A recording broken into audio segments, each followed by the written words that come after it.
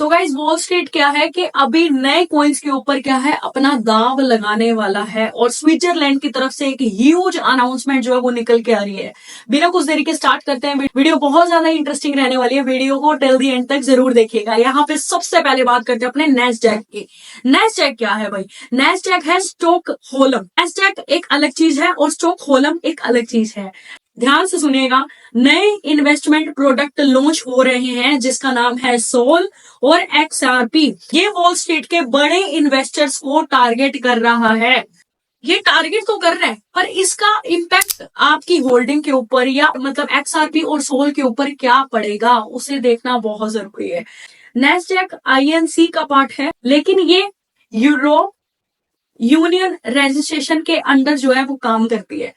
मतलब ये है सिंपल सा कि अब यूरोप इन्वेस्टर्स ऑफिशियली क्या है, XRP और सोल के अंदर इन्वेस्ट कर पाएंगे। ये बिगेस्ट चीज है सोलाना और XRP से रिलेटेड। यहाँ पे एक एग्जांपल से इस चीज को समझेंगे कि जैसे बिटकॉइन, मतलब जैसे ब्लैक रॉक ने बिटकॉइन के लिए ETF निकाला और ETF लॉन्च किया गया बिटकॉइन के लिए, अब वैसे ही अब नए ETFs सोलाना और XRP के लिए आ रहे हैं, जिसका मतलब ये है कि इंस्टीट्यूशनल इन्वेस्टर का बड़ा पैसा मार्केट के अंदर आ रहा है और ये बड़ा मूव जो है वो लेके आएगा।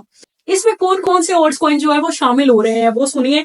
बिटकॉइन कोर ETF जो है वो इसके अंदर शामिल हो रहा है। सोल, जैसे मैंने आपको बताया, XRP इसके अंदर शामिल हो रहा है। और क्या ये ऑल्ट कॉइन बाय करने का सही टाइम है? क्या हम सोल में XRP में अभी बाइंग कर सकते हैं? यहाँ पे आपको बिल्कुल जेन्युइन बात मिलेगी।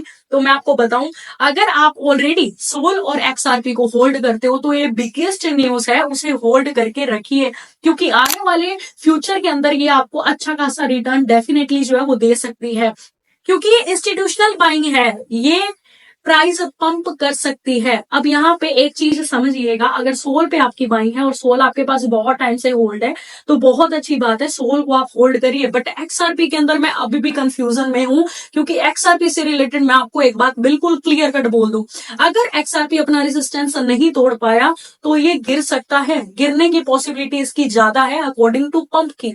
तो जब ये नीचे आपको देखने के लिए मिले इस डिप के दौरान, या BTC यहाँ से डंप करता है या गिरता है थोड़ा बहुत, तब भी तो आपको XRP भी गिरते हुए नजर आ सकता है। तब आप अगर लेना चाहते हो, आपकी XRP पे आज से पहले कोई भी बाइंग कभी भी नहीं है, तो आप लेने का सोच सकते हो। बाकी आप अपनी रिसर्च जरूर कर लीजिएगा, क्योंकि I am not a financial advisor. मैं आपको वही जानकारी प्रोवाइड कर रही हूँ जो एक जेन्युइन जानकारी है। अब यहाँ पे एक एग्जांपल से समझते हैं इस चीज को कि इंस्टीट्यूशनल बाइंग से प्राइस के ऊपर क्या इंपैक्ट पड़ता है, क्यों प्राइस जो है वो पंप होने की बातें जो है वो चलती हैं। इंस्टीट्यूशनल बाइंग क्या क्या करती है ऐसा, वो जानिए। जब एक, ध्यान से सुनिएगा, जब एक यूरोप बिलियनर 21 शेयर्स में से 10 मिलियन इन्वेस्ट करेगा तो उन्हें फिजिकली XRP और सोल मार्केट से बाय करके लॉक करना पड़ेगा। अब उसका इम्पैक्ट क्या होगा? तब डिमांड उसकी बढ़ेगी और सप्लाई आप जानते हो कि लिमिटेड है, इसलिए क्या है, XRP और सोल क्या है, ऊपर जा सकते हैं।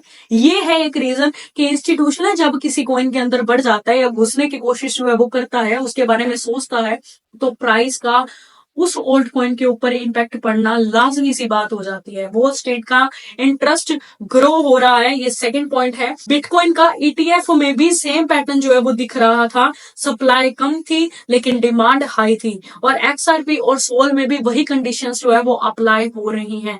बट मैं आपको एक बात बता दूं, यहाँ पे कई लोग अपना दिमाग लगाएंगे कि XRP यहाँ से भाई 10 गुना चला जाएगा, 20 गुना चला जाएगा, और सोल जो है वो 10 गुना चला जाएगा, 20 गुना चला जाएगा। तो मैं आपको एक बात बताऊं, सिंपल सी बात, देखो जो ये चीजें हो रही है ना, ये आने वाले फ्यूचर में बहुत अच्छी होने वाली है।